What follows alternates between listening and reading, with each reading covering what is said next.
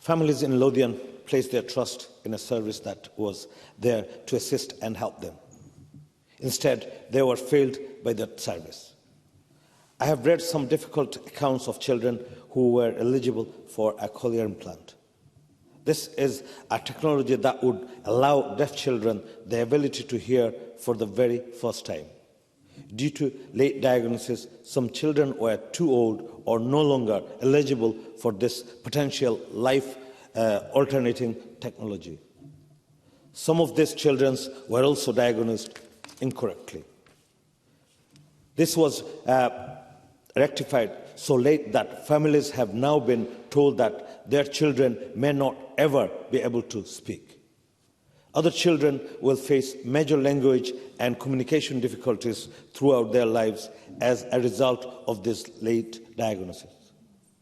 I do not need to express how difficult this must be for all of the families involved. The failing of NHS Lothian between 2009 and 2018 has meant that late diagnosis deaf children have lost out on years of potential support and guidance through the diagnosis. There now needs to be sufficient tailored support put in place to help these families through this. The audit that identified the failing ended in 2018. As my colleague Jeremy Belfer addressed, there still may be many children who were wrongly or late diagnosed that have not been identified. We must ensure that support is offered to them.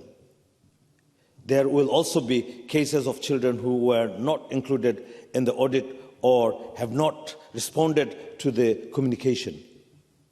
These children may still be without support, and sufficient measures need to be in place to ensure support is offered to every single child affected by this issue.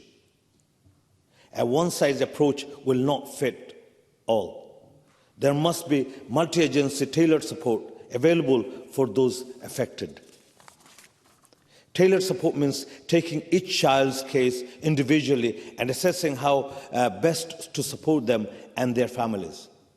Of course, access to British Sign Language lesson and training should be readily available to the children and families affected. But consideration must also be given to cases where BSL is not the best solution. Some of the children affected come from families where English is not their first language. What support will be offered to these children who may struggle to communicate with families using BSL? Children with additional support needs may also struggle to learn or communicate with BSL. Additional means of support needs to be offered to families whose children have learning or communication difficulties.